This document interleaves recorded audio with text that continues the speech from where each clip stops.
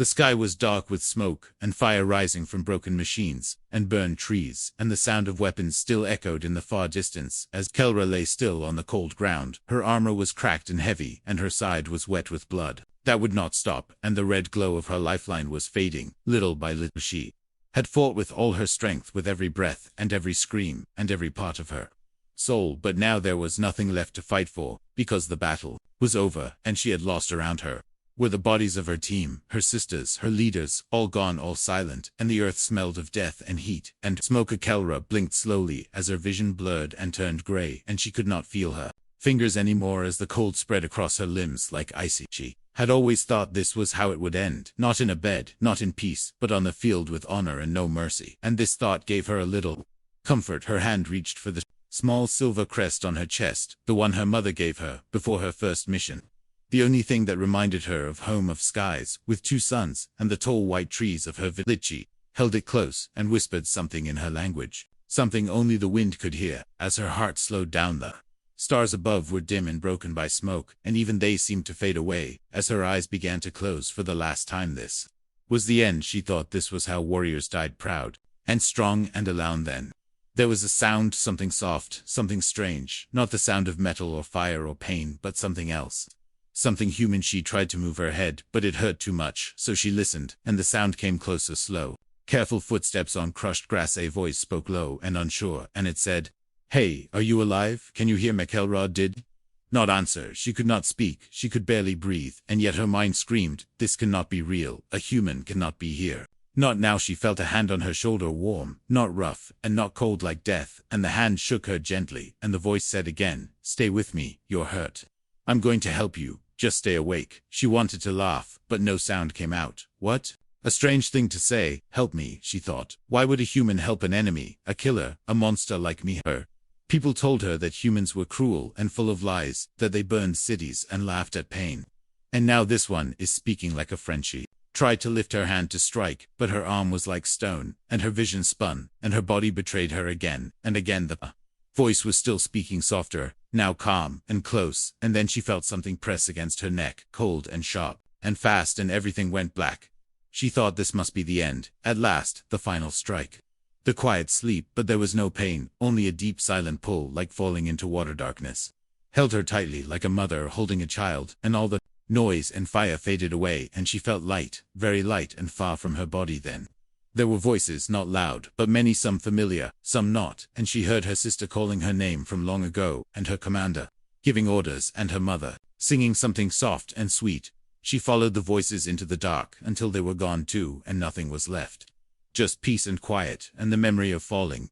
But then something changed. The quiet became warm, and the dark began to break like ice underfoot, and a soft light came into her mind. She was floating now, not falling, and her chest rose and fell like slow waves, like sleep and breath and life. There was pressure on her hands and arms, soft but real, and something wrapped her side tightly where the blood had flowed before. She tried to open her eyes, but they were too heavy, and her body felt strange, not cold, not hot, just numb and quiet. Sound hummed close by like wind through leaves, but softer and steady, like a machine or a song, and she did not know where she was or what was happening. She remembered the battlefield, the fire, the end she had chosen, and now this new feeling confused her, scared her, made her feel small and lost. She wanted to go back to the quiet, back to the dark, but her body would not let her. It was pulling her forward, back to something, back to a world she did not understand. In that moment, just before sleep took her again, she heard the voice once more. It said, "Don't give up, please, you're safe now." Though her heart did not believe it, some part of her mind listened and held on to those words. Like a rope in a storm. Kelra, the warrior who chose death, was still alive, and she did not know why. There was light before anything else, soft and white like a cloud or a dream, and Kelra felt it through her eyelids, as if the sun had moved too close to her face. She moved her fingers slightly, and felt something warm and soft below her, something that was not earth, not metal, not battlefield, but something like fabric. Her side ached with a deep pull, but not the sharp pain of death. It was a dull, heavy feeling, like something had wrapped around her body and held it tightly. She opened her eyes slowly, and the light made her blink again and again, until her vision cleared and shapes came into view. The ceiling above her was smooth and pale, without cracks, without dust, and her heart began to pound. This was not a tent, not a ship, not even a prison. This was something else, something whom sat up with effort, her arms trembling and sweat on her brow, and looked around the room. There were shelves filled with strange tools and small machines, blinking with gentle lights, a table with cups and bowls and strange boxes she could not name. To her right was a window not large, but wide enough to see trees and sky outside, and the breeze touched the curtain as if whispering a secret. The bed she lay on was soft, too soft, and covered in clean fabric, with no signs of blood or dirt, and her armor was nowhere to be seen. Her heart raced faster, and her instincts screamed danger, but her body was too weak to move fast. Then came the sound of footsteps just outside the door, slow, even steps, not loud, not rushed, and her fingers gripped the sheet as she braced for anything. The door opened, and in stepped a human male. Not a soldier, not in armor, but wearing simple cloth, loose and clean, and his face held no anger. He looked at her and paused, then smiled carefully, like someone unsure if a wild animal might bite. "Hey," he said. "You're awake." Kelra said nothing, her throat dry, and her eyes sharp as she watched his every movement. He held a bowl in both hands, and slowly walked toward her, like one might approach a wounded beast. "You were dying out there," he said. "I couldn't just walk away." She did not move, but followed his voice, and saw no weapon, no armor, no sign of war on him. Her voice cracked when she spoke, dry and cold, like rusted metal. "Would a human help me?" He set the bowl down on the table nearby and looked at her with eyes that were not afraid, not angry, not full of hate. "Just tired because I could," he said. "I found you in the forest near the ridge, barely breathing." She closed her eyes for a moment, remembering trees, fire, blood, then darkness, and that voice again, the one that called her back from death. She opened her eyes and asked softly, "Are you alone?" He nodded yes. Mesh leaned back against the wall, her breathing heavy but slow and steady, and her hand touched her side, feeling thick bandages, tight and clean. "You healed me," she said, more a statement than a question. "I tried," he answered, not sure if I did it right, "but it worked." "So that's something." Keller turned her face away, toward the window where the light painted shapes on the wall, and her thoughts raced faster than her heart. She had been ready to die, her soul had already left the battlefield. But now she was in a human shelter, a soft bed, her wounds dressed, and a human speaking to her, like she was just another person. She asked, "What do you want from me?" "Nothing," he said, and sat on a chair by the wall. "I don't want anything." She frowned. This did not make sense. No enemy gives help without demand. No warrior heals a foe and asks for nothing. "Why risk your life?" she asked. "Your people would kill you for saving me." "Maybe they would," he said, and looked down at his hands. "But I've seen enough killing." Kelra looked at him, truly looked, and saw tired lines under his eyes, and a scar near his jaw, and hands that shook just slightly when still. "What is your name?" she asked. "David," he said. "And Yao." "Kelra," she replied without thinking, then cursed herself silently for giving it to Isley. David nodded. "Kelra, good to meet you, even under these strange times." She did not answer, and silence fell between them. Only the wind outside whispered through the trees. Her eyes closed again, not because of trust, but because her body could no longer hold the weight of waking, and her mind still swam with confusion and pain. David stood quietly, and left the bowl nearby, before walking out, and closing the door gently as if not to wake a child. Kalra lay still, the scent of soup rising faintly, and her heart pulled between fear and something else she could not name. She had closed her eyes to die, and woke in the shelter of a human, and she did not yet know if this was mercy or trick, or something far stranger. Kelra woke again when night had already taken the sky, and shadows filled the corners of the small room, like quiet watchers, and outside the wind moved the trees slowly, as if the whole world was breathing in silence. Her body still ached, but the sharp pain had faded into something dull, something she could live with, and her strength was returning little by little, like water rising in a dry well. The scent of warm food still lingered near the edge of the room, and her stomach growled, though she hated the sound it made. She pushed herself up slowly with shaking arms, and sat at the edge of the bed, her feet touching the cold wooden floor, her eyes moving to every corner, every exit, every object. Her mind worked like a soldier's, always watching, always measuring, always planning. The door creaked open, and David stood there holding a blanket over one arm and a steaming cup in the other, his face calm, his movements careful and quiet. "You're up again," he said, not expecting an answer, but offering the blanket anyway. Kella did not take it. She watched his face, looking for a trap, a lie, a hint of hate. But she found nothing, just simple stillness. He placed the blanket on the chair and walked toward the table, setting down the cup, before stepping back and sitting across from her, not too close, not too far. "Added more wood to the fire," he said. "It'll stay warm tonight." Kella looked toward the corner where the fire crackled in a small metal box, its light dancing on the walls like quiet flames from another world. She said nothing, but her eyes stayed sharp, her body ready for anything, even as it trembled from weakness. "You Don't trust me, David said softly. I don't blame Yauk. Ilra narrowed her eyes and spoke slow and, cold trust is a dangerous thing. He nodded and leaned back in his chair, looking at the ceiling for a moment, then back at her. Do you remember what happened? He asked. Kelra's voice was quiet, but full of weight. I remember fire and blood. I remember choosing to die. David looked at her with tired eyes, and nodded again. Found you near the ridge, half covered in mud, and leaves broken and bleeding. Kelra's fingers touched her side, where the wound still pulsed with old pain. She thought of her sisters, of her captain, of the last scream, before everything went black. You could have left me, she said, and waited for his reason. He looked down at his hands again, and spoke like someone who had said it 100 times to the air. Because I was tired of watching people. Kelra tilted her head, her voice sharper. And why risk your life for someone who would have killed you without thought? David gave a long breath, his voice soft and steady. Maybe because I wanted something to be different. Maybe I didn't want to become like them. She asked. The ones who see every face as an enemy, every name as a target, every heart as a threat. Kelra looked away, her jaw tight, her thoughts heavy like stones. In water she stood slowly, her legs weak but steady enough, and walked to the window. The cold glass touched her fingers. As she looked outside, there were no walls, no fences, no guards, no signs of war, only trees and stars, and the quiet hum of life. How far are we from the battle line? She asked. Voice came from behind, near enough to hear, far enough not to crowd far. He said your people haven't been this way in months, maybe long. Kelra closed her eyes and leaned her forehead against the window, the cool touch grounding her, pulling her away from the noise in her mind. Not afraid I'll turn on you? She asked. David laughed, not loud, but real, and said I've seen what fear does to people. I'd rather take a chance on hope. Kelra repeated the word like a stranger's name. David stood and walked to the table, poured water into another cup, and brought it to her, offering it. Without a word she took it with slow hands, and drank the water, cool and clean and strange on her tongue. For a moment they stood together in silence, not as enemies, not yet as friends, but as two souls caught in the space between war and peace. What happens now? She asked. David looked at her, his eyes clear and honest. Now you rest, now you heal. After that, I don't. Nokla nodded once, and stepped back from the window, her body weak, but her spirit. Alatai will not be your prisoner. She's Sadia, not he, answered. I will leave when I am strong again, she said. Then I will not stop you, David replied. Kelra returned to the bed and lay down slowly, her eyes never leaving his face until he turned and walked back to the chair near the fire outside.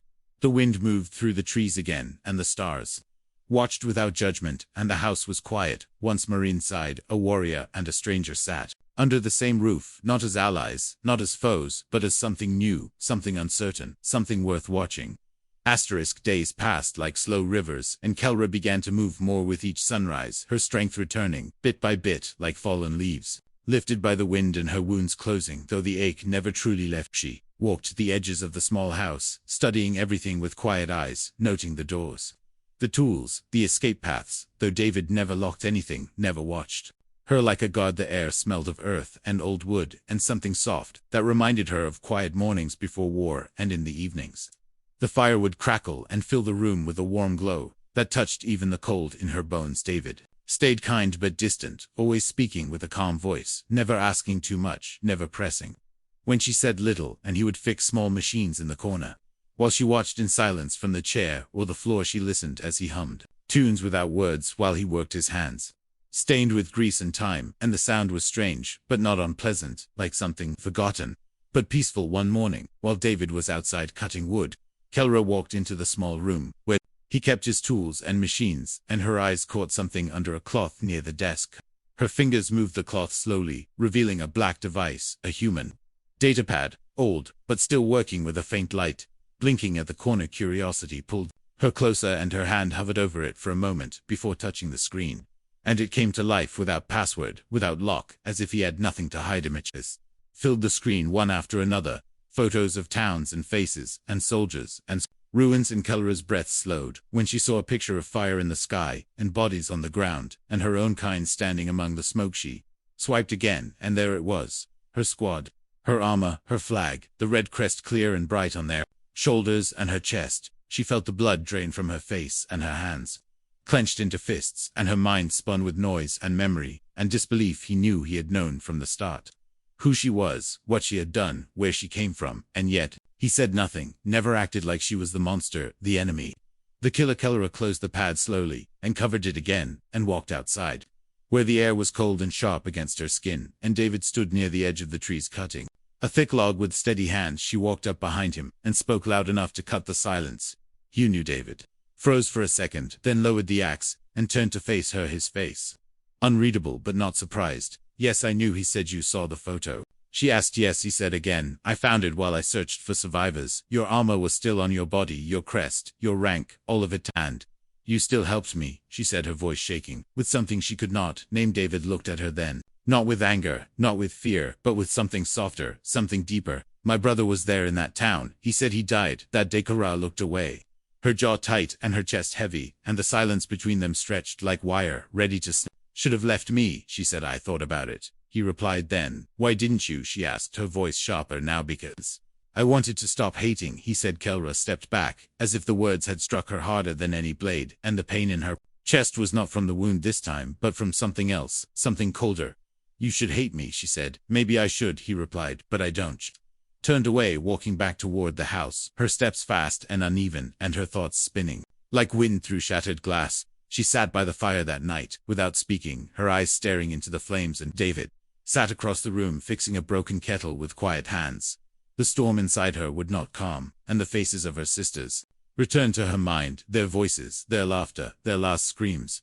She remembered how they followed orders without question, how they believed the humans were all monsters, how they cheered when the towns fell, and how she did too. But now, sitting in the home of a human who had every reason to let her die, but chose not to, she felt lost, like a soldier without a map, without orders, without a reason. That night she dreamed of fire again, but this time she stood in the middle, not as the one who burned the town, but as the one who tried to hold it back with her bare hands. And when she woke the next morning, her face was wet, and she did not know if it was from sweat or tears. The sun rose slowly behind the trees, painting gold across the window, as Kelra stood in the center of the small house, her hands closed at her sides, her eyes fixed on David, who sat by the table, eating in silence. The fire cracked softly in the corner, but the warmth did not reach her skin, and the air between them was thick like a storm just waiting to break. She stepped forward, her voice steady but cold. "You knew who I was from the first moment." David looked up slowly, chewing the last bite of bread before setting the plate aside. "Yes, I knew you. Knew what I did, what I was, and you still brought me here. You still saved me. You still sat across from me, as if I was just someone lost in the forest," she said, with rising anger. David's eyes stayed on hers, calm, but filled with something deep, something heavy. "I saw what war did to you. I saw how broken you were. I saw someone who had stopped fighting, and just wanted peace.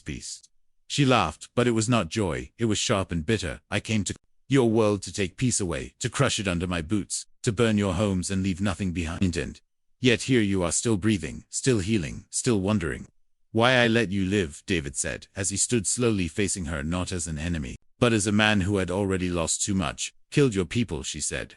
"I helped take your cities, I trained to destroy you, and I followed every order." David nodded. "I know so." "Why she shouted, her voice breaking like thin glass. "Why not let me die like I was meant to be? 'Cause saving you was the only thing that made sense when everything else fell apart," he said, his voice quiet but strong. Kelra turned away, her chest tight, her mind full of screams and faces and flames, and she walked to the window, pressing her hand to the glass, as if the cold could take away the heat. Rising inside, "Harry, do not deserve this," she whispered. David stepped closer, not too near, not too far, just enough to be heard. "You were a soldier, you followed orders, you were shaped by those who came before you, but you are not the same now, not here, not anymore." Achella closed her eyes, and saw again the moment the town burned. The children running, the cries for help, the silence that followed, the silence that never left. "I see them when I sleep," she said. "I hear their voices." "Good," David replied. "That means you are still human inside, no matter what world you came from."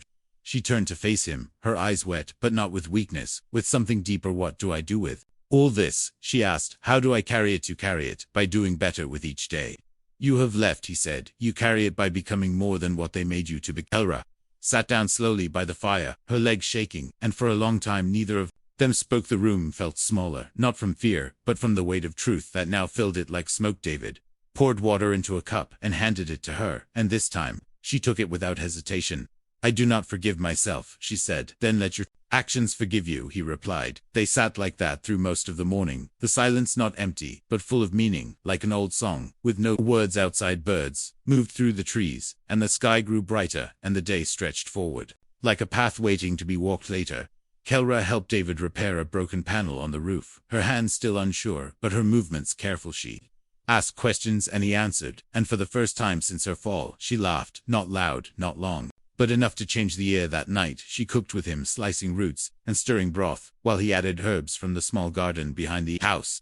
They ate in quiet comfort, no longer strangers, but not yet friends, something in between, something rare and fragile. When the stars came out, Kelra stepped outside and looked up at the sky, the same sky that once held her ship, her mission, her fate. She whispered a name into the dark, the name of the first girl she lost in battle, the one who never wanted to fight, and she let the wind take it behind her. David stood in the doorway, watching, not with questions, not with judgment, only understood inside.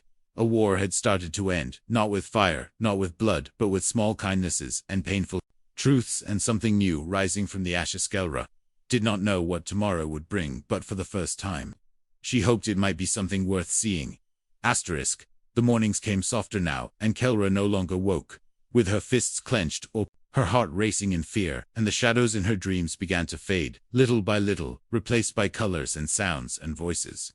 Not of war, but of life. She moved through the small house, like someone learning to breathe again, helping David with daily chores, lifting buckets of water, stacking firewood, sorting through broken wires and tools. Each task felt strange at first. Her hands, once trained to hold weapons, now holding baskets and cups and garden tools, and each time she touched something without breaking it, she felt a new kind of strength growing. David showed her how to plant small seeds in neat rows, and she knelt in the dirt beside him, pressing the soil down with gentle fingers, and the warmth of the sun on her back made her think of the fields from her home, before the army, before the orders, before the flames. At night, they sat near the fire, sometimes talking, sometimes silent, but the silence no longer felt cold or sharp. It felt calm and real, like the pause between breaths. Kelra listened to David speak of his world of rivers and markets, and music and things he missed, things she had never known, and she shared small pieces of her own life stories, of the white trees of her people, the songs her mother sang, the games she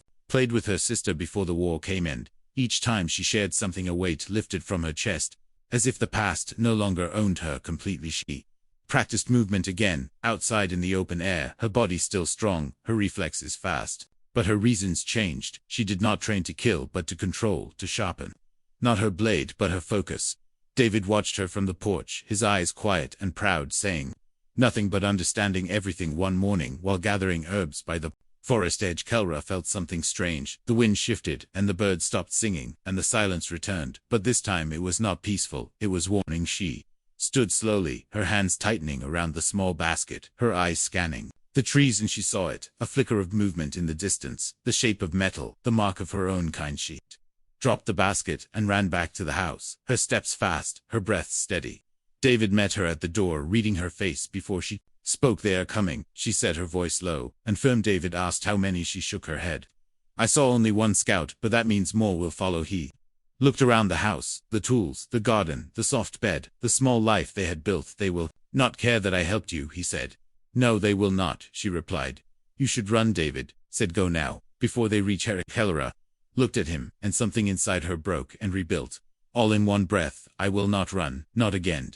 David tried to argue, but she raised a hand. "I chose death once, I will not choose fear now." She walked to the corner and opened the chest where her armor had been placed long ago.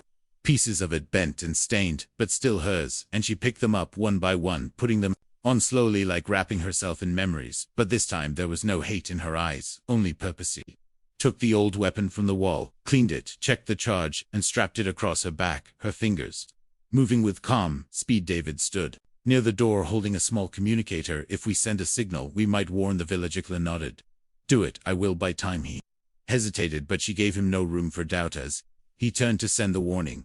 Kelra stepped outside, the wind strong against her face, the trees watching like old friends, and she walked toward the ridge where the scout had passed. Her mind was clear, no rage, no fire, only the steady beat of her heart, and the quiet truth that this fight was hers to finish. She reached the top of the hill and saw them coming fast and sure, in armor like hers, with faces like hers, but eyes filled with the mission she had once followed without question.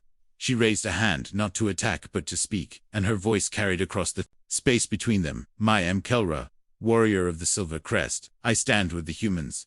Now lay down your weapons and hear my words." They did not stop. They shouted back, "Traitor, shame, exile," and raised their rifle. Kelra took one step forward, her weapon still on her back, her arms wide, her voice louder. I fought beside you, I bled beside you. I watched our enemies fall, and I cheered, but I was wrong. We were wrong, and I will not let you harm this place, not today. The first shot came, and she moved not to kill, but to disarm her body faster than thought, her strikes clean and hard, and with each one she remembered who she was and who she had become. She was still a warrior, but now she fought not to destroy but to protect.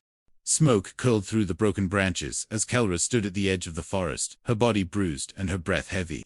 The scent of energy blasts and scorched earth, thick in the air. The ground around her was marked with footsteps and fallen weapons, and she looked over the small clearing where the last of her former squad had fled, their voices now distant, their pride shattered not by death but by doubt. Behind her, the path to the house lay open, and she knew David was still waiting, eyes on the ridge, heart pounding with the question of whether she would return. She had not killed them. She had fought with skill, with force, but without fatal aim. Her strikes meant to knock them back, to stop, not to end, and in their eyes she had seen something that made her hands shake, not fear, not hate, but confusion. The same confusion she once felt when she first opened her eyes in that quiet room, wrapped in human warmth. With no chains, no cages, no judgment, only care now. She walked back, slowly through the woods, her steps soft, her senses still sharp, and each leaf that brushed her shoulder felt like a whisper, each bird call like a reminder that life still moved forward. David stood near the garden, tools in hand, but unused, his face pale and tight with worry, until he saw her, and the relief in his eyes was like light breaking through thick clouds. You came back, he said, his voice light. Said I would, she answered, and moved closer. Her hands scratched her armor, dented, but her gaze steady. What happened? He asked. Ty showed them another way, she said. Will they return? He asked. Ty do not know, she replied, but they saw something different, and that may be enough. David placed the tools down and stepped forward, not reaching out but standing beside her in silence, like a friend, like something more than a stranger. Kelra sat near the fire later that night, wrapped in a blanket with her armor beside her, not as protection now but as memory, and she stared into the flames, thinking of all that had passed and all that might still come. David poured warm tea and handed her a cup, his hands still a little shaky from the fear of losing everything again, but steadied by her return. You had a choice, he said. You could have run, you could have hidden. I made my choice when I opened my eyes in your house, she replied. I made it when I first took food from your hand, when I chose not to strike you down, when I stepped into your garden with bare hands. Do you regret it? He asked. Kelra looked into the fire, her face calm. I regret not knowing sooner that there was more to life than commands and medals and war. David sat beside her, his shoulder close to hers, and the night wrapped around them like a soft veil, no longer heavy, no longer sharp, just quiet and honest. In the days that followed, the forest remained still. No more shadows moved between the trees. No more scouts came, and Kelra used her time, not to prepare for another fight, but to help rebuild what fear had almost broken. She taught David how to make field knots, how to move silently, how to listen to the earth, and he showed her how to fix a broken hinge, how to cook without burning, how to laugh without pain. They shared stories now, not just of the past, but of dreams, of what might be, of places they could go if peace lasted longer than a season. Kelra carved a new crest on a wooden panel near the door to hands, one clawed, one human, reaching toward the same flame. She kept her armor clean, but set it aside, and instead wore simple clothes fit for planting, for walking, for sitting in the sun. David built a small shelter near the garden, in case of rain, and Kelra painted symbols on the roof, old words from her language that meant safety, that meant second chance. One evening, as the sky turned orange and the wind was soft against their faces, Kelra turned to David and said, I was made to be a weapon, but you gave me a reason to become something else. David looked at her and replied, you gave yourself that reason. I only held the door open. They stood there as the stars began to appear, and the air cooled, and for the first time in a long time neither of them looked over their shoulder. Kelra had chosen death once, but now she chose every breath, every morning, every moment beside the one who saw her not as an enemy, not as a soldier, but as a soul. And in that choice she found something greater than victory. She found freedom.